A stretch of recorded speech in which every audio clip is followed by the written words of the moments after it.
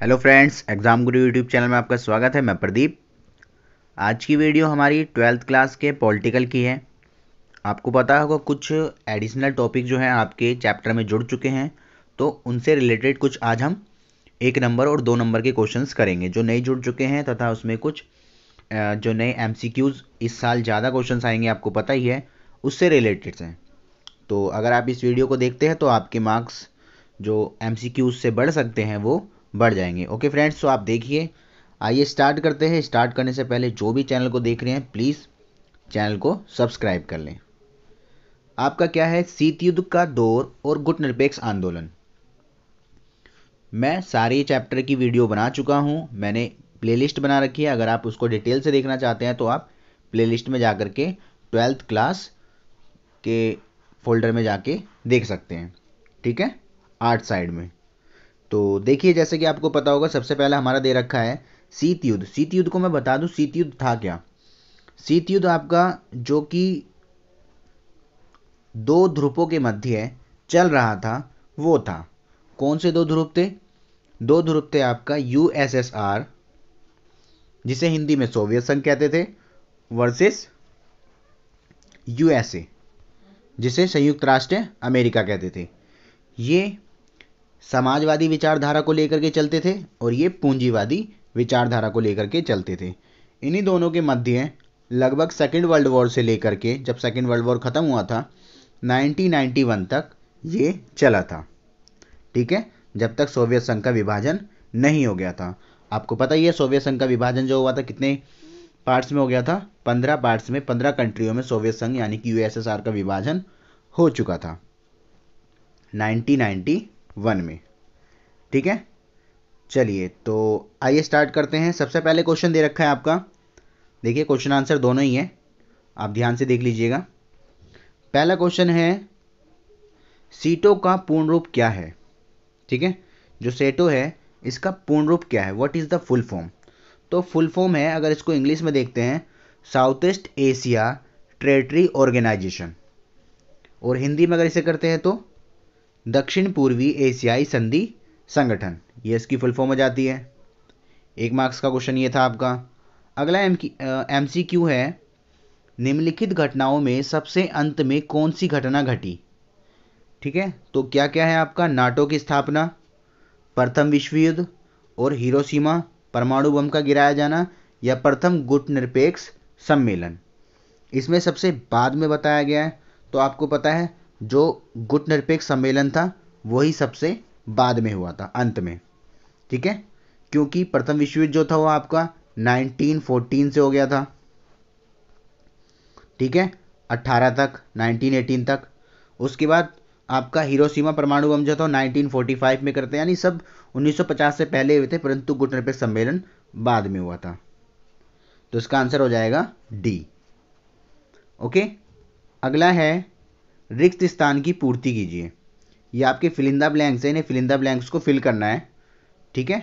तो देखिए, सबसे पहला क्या दे रखा है, ये सारे CBSE में आए हुए क्वेश्चन और आपको सैंपल पेपर समझ लो आप। ये पहला क्या है, द्वितीय विश्व युद्ध की समाप्ति का परिणाम यह हुआ कि वैश्विक राजनीति के मंच पर डैश का उदय हुआ था। किस चीज़ का उदय हो गया था? जैसे ही मैंने आपको बताया था, सेकेंड वर्ल्ड वॉर कब शुरू हुआ था? 1939 से 45 तक।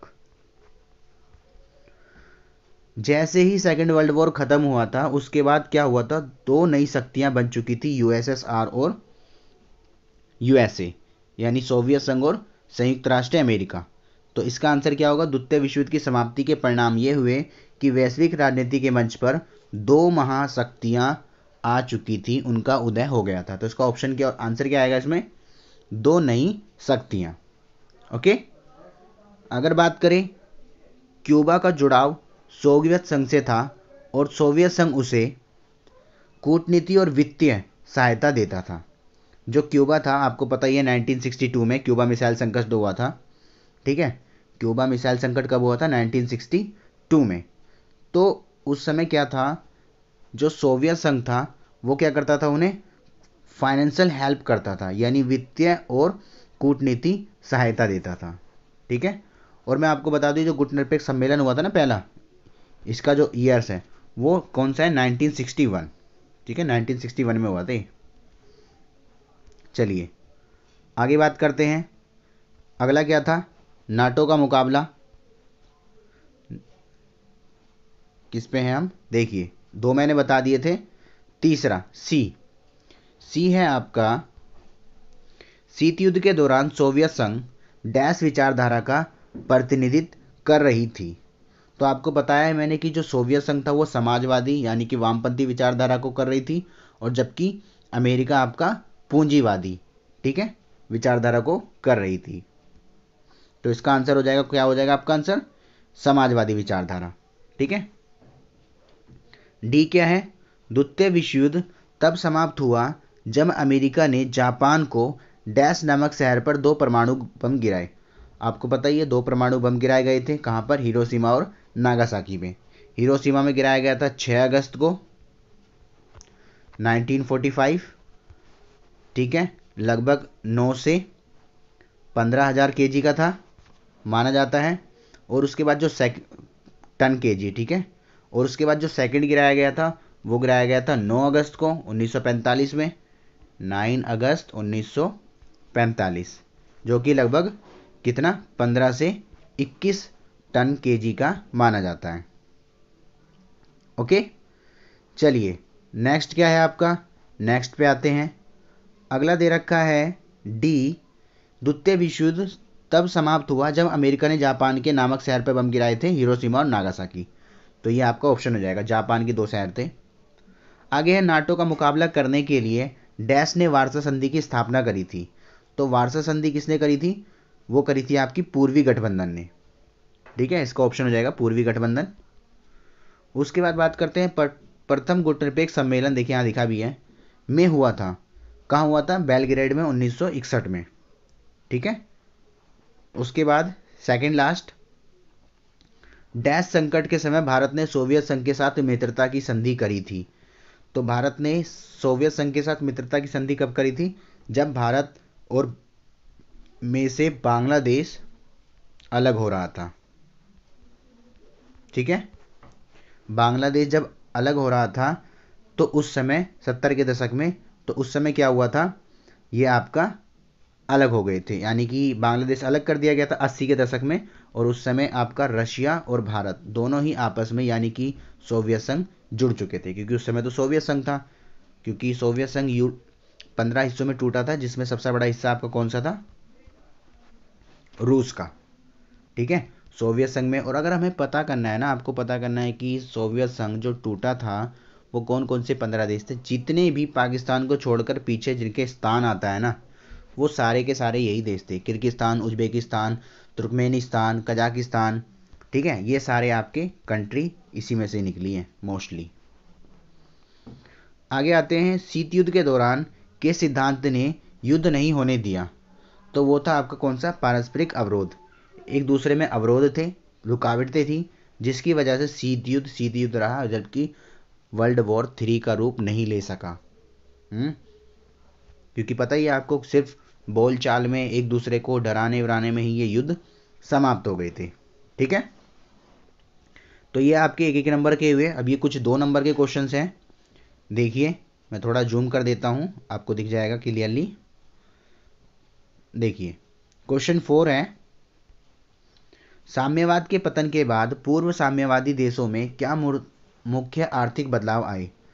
जो साम्यवाद का पतन हो गया था तो उसके बाद क्या क्या चेंजेस आए थे, इकोनॉमिकल। समाजवाद का स्थान पूंजीवाद ने ले लिया था, आपको बताया गया, मैंने जो चैप्टर पढ़ाया था उसमें बताया था कि जब पतन हो चुका था साम्यवाद का, साम्यवाद हट चुका था, तो उसके स्थान पर पूंजीवाद ने ले लिया था, जिसमें अमेरिका वर्ल्ड बैंक और IMF के द्वारा पूंजीवाद बनाने के लिए कंट्रीज की हेल्प भी कर रहा था, बताया था आपको। ओके, और दूसरा क्या था, सार्वजनिक क्षेत्रों को निजीकरण में बदल दिया गया था, यानी कि निजी क्षेत्र पे ज़्यादा भरोसा किया गया था। सार्वजनिक क्षेत्र जितने भी थे उन्हें औने पौने दांव में बेच करके निजीकृत कर दिया गया था, ये भी आपको पढ़ाया गया है।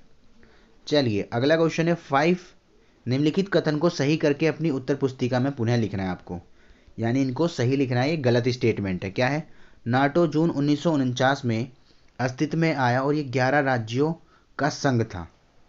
तो आपको पता होगा, सबसे पहले तो गलत है, ये अप्रैल में आया था, तो यहाँ आप अप्रैल करेंगे। देखिए स्टेटमेंट सही लिखी है, नहीं, ये कब आया था? अप्रैल 1949 में, और 11 के स्थान पे 12 राज्य संघ थे। ठीक है, तो आप ध्यान रखना, पेपर में ऐसे भी क्वेश्चन आएंगे, स्टेटमेंट गलत होगी, आपको करेक्ट करके लिखना है। उसके बाद है शीत युद्ध की शुरुआत प्रथम विश्व युद्ध की समाप्ति के बाद हुई थी। पूरा ही गलत लिखा है, मैंने आपको भी बताया ही था कि शीत युद्ध की शुरुआत सेकेंड वर्ल्ड वॉर के बाद हुई थी। तो यहाँ प्रथम की जगह द्वितीय लिख के बाकी सारा कॉपी मार देंगे। कैसे? देखिए, शीत युद्ध की शुरुआत द्वितीय विश्व युद्ध की समाप्ति के बाद हुई थी। ओके, चलिए आगे आते हैं।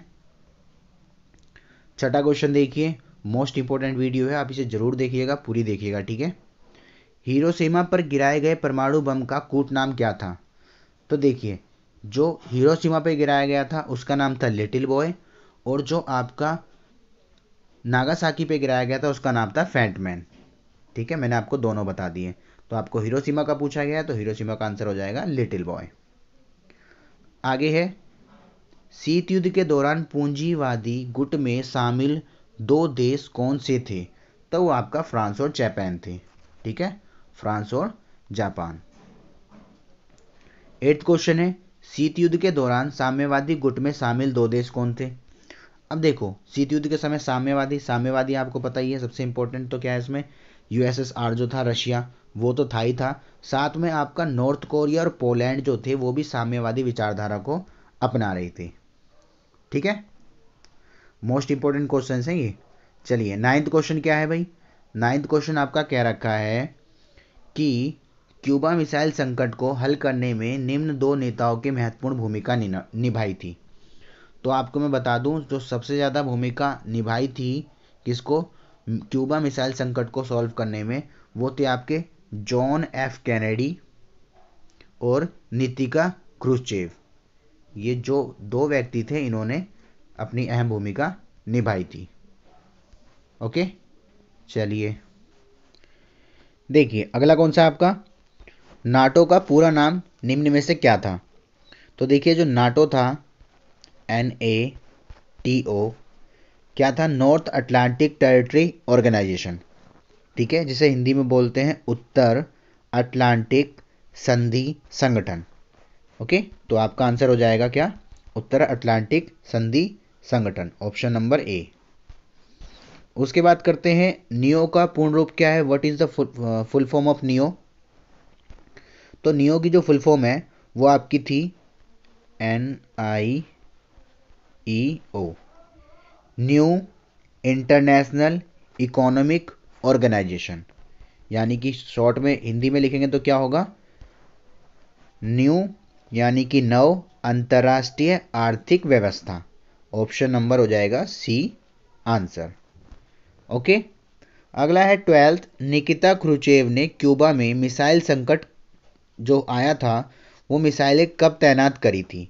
तो वो 1962 में करी थी मिसाइल संकट, मैंने आपको अभी बताया था। कब आया था? 1962 में। मित्र राष्ट्र की अगुवाई कौन कर रहा था? तो आपको पता होगा, जो मित्र राष्ट्र था उसकी अगुवाई कर रहा था अमेरिका, और धुरी राष्ट्र की अगुवाई कर रहा था कौन? जर्मनी। आपको पता है ना कि जो सेकेंड वर्ल्ड वॉर हुआ था वो जर्मनी और अमेरिका के साथ आपका USSR कंट्री थी, और फ्रांस थी, और सामने की तरफ जो बात करें धुरी राष्ट्र में, उस समय कौन था?